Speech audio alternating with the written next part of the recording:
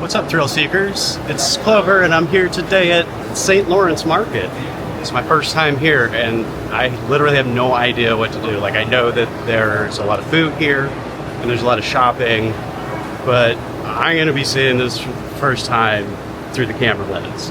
If there's something that you love to do here, I hope you'll tell me. There are so many things to explore, it's like I don't even know where to start. I will say, though, that as a celiac, it's probably going to be tricky for me to find stuff that feels safe, so I'll be kind of on a low-key mission to see how St. Lawrence Market addresses that. Otherwise, I'm already loving the carnival atmosphere and everything looks really yummy and exciting, so let's get started. There's so much to see and do here that I'm just going to walk up and down the main aisles, and then I'll return to places that look really extra special after I'm finished doing that.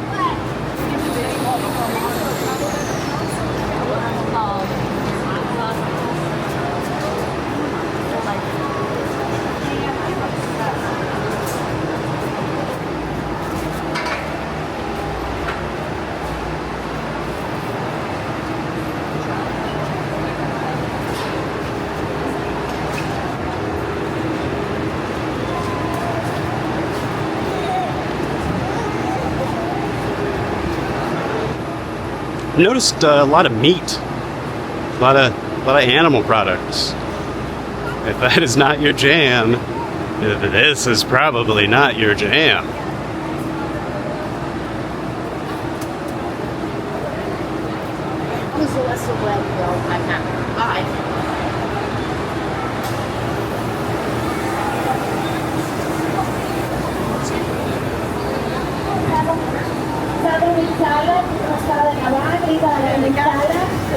Nothing I really want, like I need to walk around and...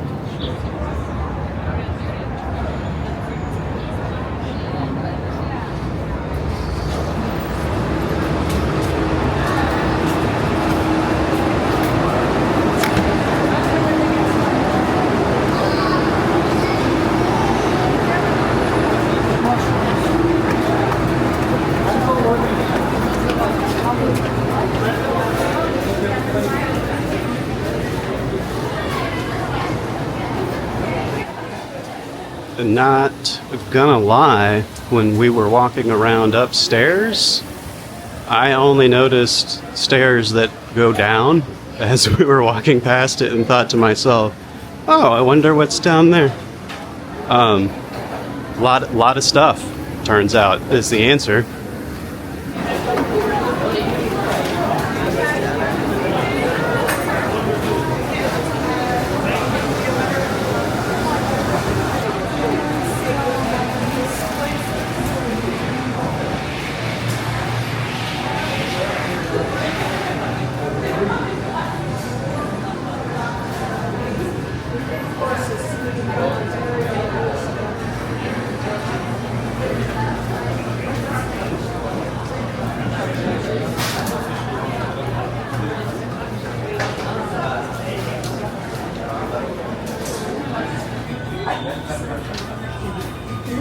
Feel better. Thank you. She's sitting on the surface.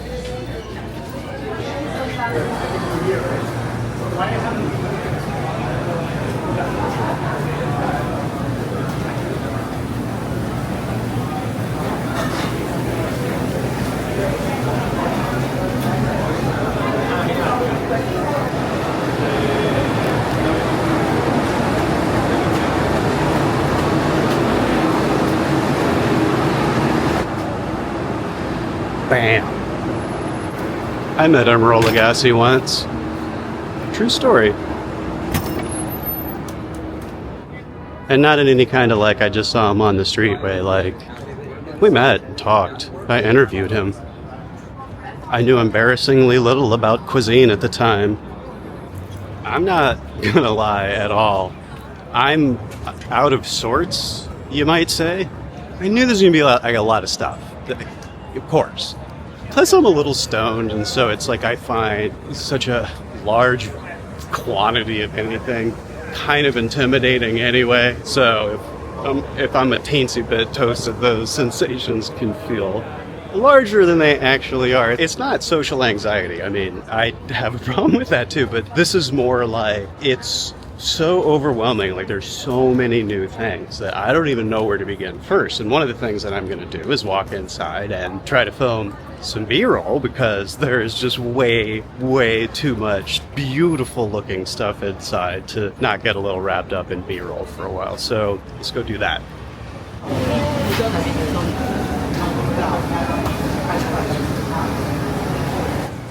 Nuts. Beans, I suppose. Beans. Chickens. There was like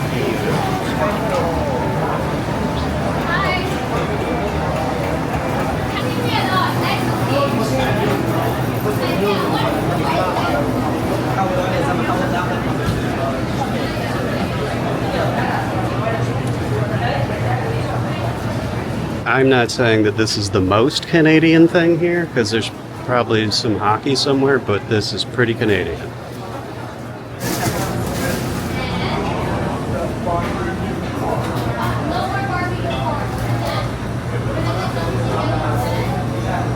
I ate a lot of rice, and no lies, this looks amazing.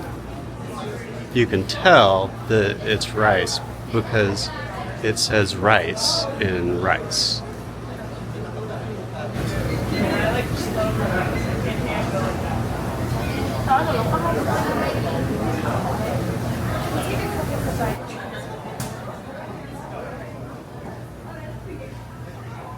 Nuts. But for real this time.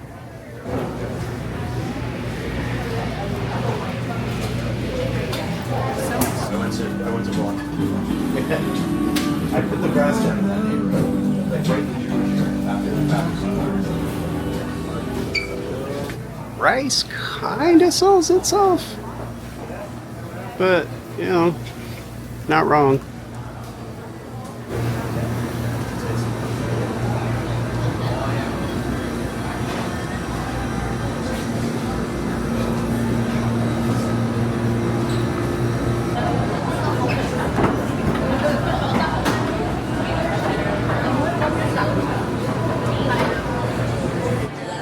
Aren't we sweet? We? What happens on croissant day? I mean, probably croissant. But, like, it does make it seem like it's, you know, it's like, come prepared for battle with your gift basket or something else heavy to throw.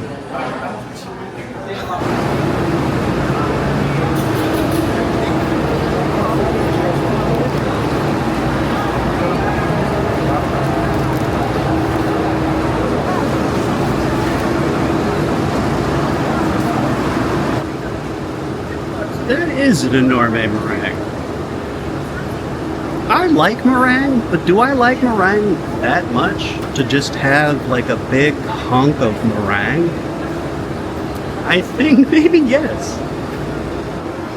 If you're wondering where to come for cookie cutters, here, to Place Wares, where we sell wares for places. Excuse me, do you have any wares? Do I have a place? Yes. Oh, thank you. Just all of this then? Look at Chris. Up there. Just happy as hell. Mongan cheese.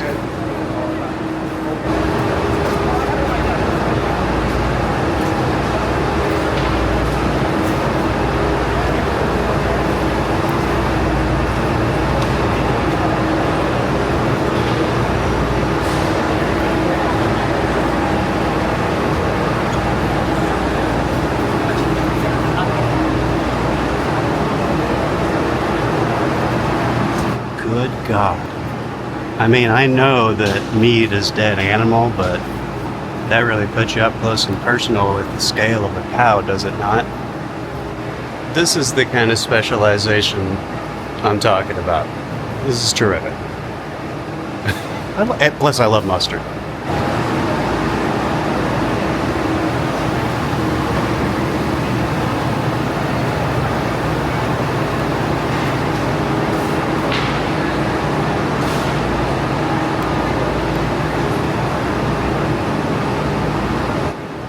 It's a lot of mustard.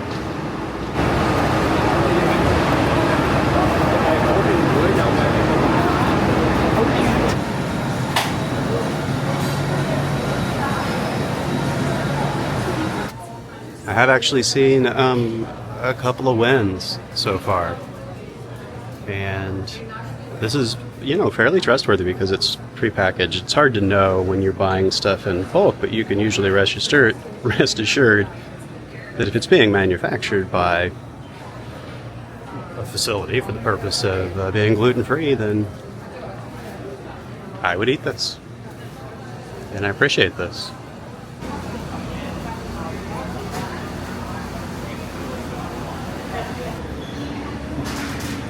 Lovely specialization. Is it the best in the entire world? Maybe. Hey, this is Loop. Clover's having a quick sit down. I'm going to take a spin through the market and see what jumps out at me. This mural is pretty amazing. I think I'm most fascinated by the kid on the skateboard with the Canadian flag being towed by an ostrich past a giant watermelon. I don't know why, but that speaks to me. That is a lot of maple syrup.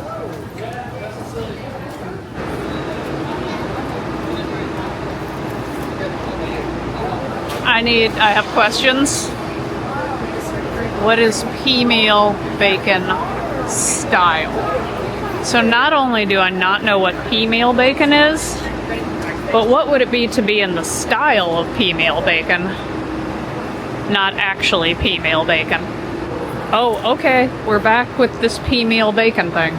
Shit, this is something that no one told me about. It's here too. What is peameal bacon? Ah! And why have I lived in Canada for 4 months and not asked this question? Is it a St. Lawrence market thing? Is it a Canadian thing? Is it a everywhere thing and just no one ever clued me in on it? I don't know. And they are. That's no lie. These are both gorgeous and beautiful flowers. If you know me, you know that I love a solar-powered dancing anything. Oh my god, more peameal bacon! I feel like a joke is being played on me. Looking at a picture of it, pork backs with corned meat. Peameal style. Okay, I mean, pieces are coming together. I just learned a new word and saw it 3 times in a row. Now I'm like scared. Now I'm walking among all these meat vendors and just afraid that peameal bacon is gonna jump out and slap me in the face. Whew, now I'm safe. We're in cheese territory. They are not skimping on the meat here. It's like the red light district of meat. Look at that pork butt. What up, buddy? Do you think he knows? I don't think he knows. And that makes it a little sadder. Better believe it. See, I get that one. Because that's a butter tart. And that's super Canadian. And that's something I learned recently. Unlike the poster at Canada's Wonderland that had a typo in it and spelled it buttier tart. It's actually a butter tart. This one's correct. Well, when Luke wasn't too busy ranting about peameal bacon, she was also finding some gluten-free stuff. Maple bacon whiskey jam, Shuffler's Deli. That's where the maple bacon jam came from. Yeah. Some Mary's Organic, because these are actually like one of my favorite foods. They're just seedy crackers. They're not like, seedy. Some artichoke dip that also come from Meats and Cheeses Incorporated. Yes. Olympic cheese. It's from Olympic Cheese. Perrier. From Quick Sushi. Thank you, Quick Sushi. Oh, a little natural wine. The Wine Shop. Thank you, The Wine Shop. Ontario grown apricots, only in season for a little while. And then what got me to buy these, maybe it's just good marketing, but there was a sign that's like 1 week only. And I was like, holy shit, I've never had a blackcurrant and it's 1 week only. So I got them. It's not very sweet. No, it's like a meat berry. It's squishy. Yeah. Very squishy. Not unpleasant. Not my favorite, though. Hey. You ever walk through St. Lawrence Market drinking a tiny bottle of wine straight from the bottle? It's pretty cool. My review of the various foods is that this wine tastes pretty good. Maple bacon whiskey jam might be your jam, but it's not my jam. It tastes like maple and bacon and whiskey in jam form. It's super thick. I can see this being on like a charcuterie platter or something like that, and that actually that would be more appropriate than dipping Mary's organic cracker in it. The blackcurrants I would not do again. I'm not positive they're supposed to taste that way, but they were definitely varying in quality, no doubt. Some were mushy, some were sweet, some were bitter and sour. I was intrigued by the taste, though. It wasn't super fruity. I think I've had dried currants before, which, I don't know, they're just like raisins, right? The Perrier was exquisite. The apricots were not the best that I've ever had, but they were definitely yummy. And bonus points for any stone fruit that doesn't want to hold on to its stone. I think maybe that's a thing that happens late in the season for drupes. Are they drupes? Are they still, what do we call them? We don't know. And when you don't have to mess with the pit, that's, you know, that's a bonus. Like a lot of popular public places, there probably should be more places to sit, but compared to a lot of other places that I have been, there are a reasonable amount of spots. The spinach artichoke dip was dynamite. It was actually really, really good. Thanks for joining me today, Thrill Seekers, on this full walking tour of St. Lawrence Market in downtown Toronto. There is so much to see and do and taste here. And yeah, I did find some gluten-free options, and so I'm interested to explore that in a little more depth as well. Thanks again for watching, and I'll see you in the next one.